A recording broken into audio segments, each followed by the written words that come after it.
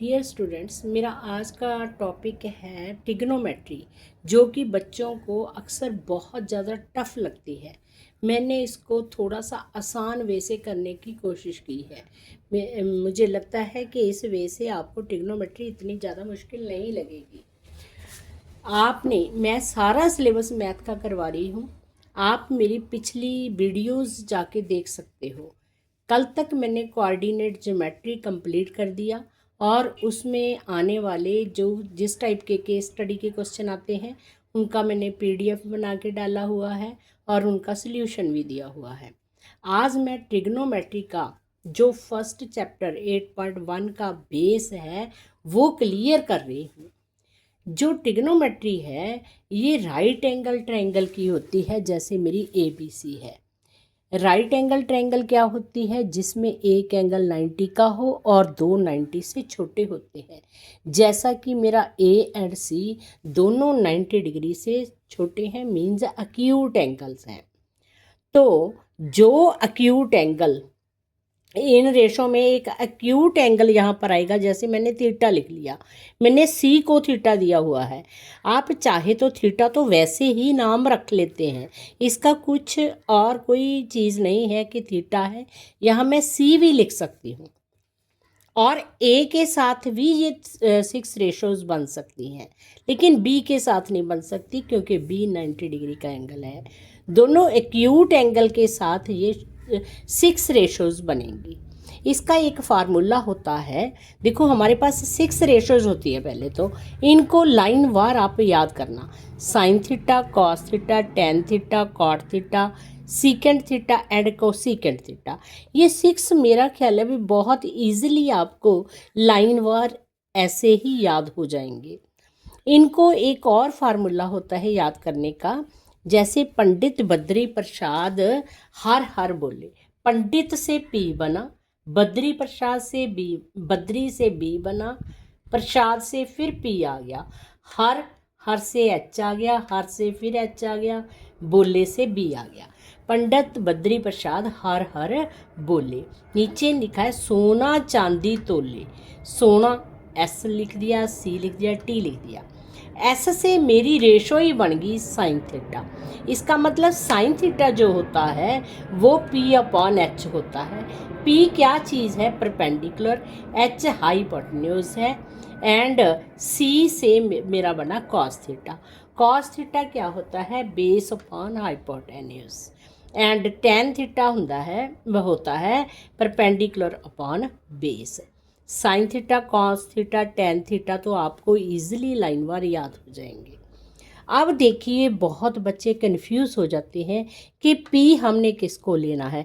H तो सबको पता है कि जो 90 के सामने वाली साइड होती है वो एच होती है, longest side of the right angle triangle.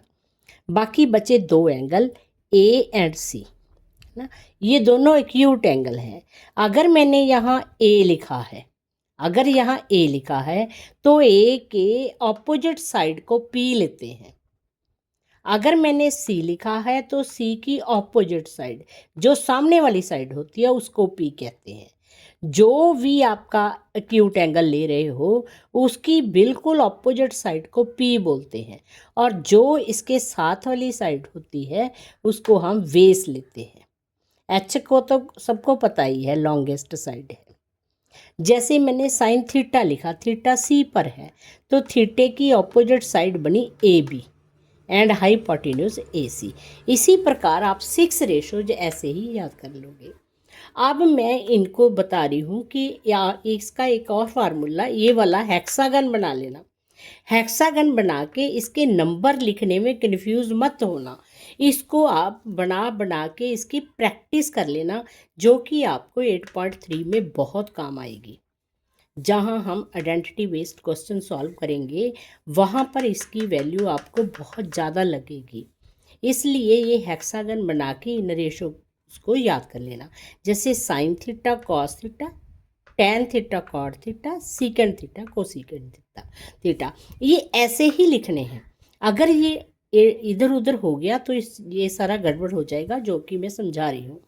फिर से सुनो, ये 6 रेशोज आप लाइन वार याद करोगे, फिर sine theta cos theta, tan theta cot theta, secant theta cosecant theta. जो साइन थीटा देखो एक मैजिक सा बन गया, जैसे साइन थीटा है वो किसके इक्वल आएगा, कॉस अपॉन कॉट। तो कहीं भी कॉस अपॉन कॉट आ गया तो आप इजीली साइन थीटा लिख सकोगे वहाँ। ऐसे ही कॉस थीटा क्या आएगा, cos cot theta upon cosecant theta. ऐसे ही हमारे पास जो भी लेना है, कॉस थीटा कैसे निकाल सकते हो, cot theta upon cosecant theta. Cosecant theta कैसे निकाल सकते हो, secant theta upon tan theta. ऐसे आप करके देखना, ये सारे के सारे ऐसे ही बन जाएंगे। अगर आप एंटी क्लॉकवाइज लेना चाह रहे हो तो भी ये बिल्कुल सही बनेगा। जैसे कॉस थीटा है, अगर sine theta upon tan theta करोगे तो कॉस थीटा ही आ जाएगा। देखो मैंने एक सॉल्व करके आपको दिखाया हुआ है कैसे आता है। ऐसे ही कॉट थीटा एंटी क्लॉकवाइज अगर करोगे, कॉट थीटा किसके इक्वल आ जाएगा, cos theta upon sine theta. ठीक है, तो क्रॉस मल्टीप्लाई अगर आप इसको ऐसे मल्टीप्लाई करो, एक को छोड़ दो बीच में, जैसे मैंने कॉस को छोड़ दिया, साइन एंड कॉट दोनों को मल्टीप्लाई किया तो ये बीच वाला आ जाएगा। जैसे कॉट एंड सीकेंट को मल्टीप्लाई किया तो बीच वाला कोसीकेंट आ जाएगा।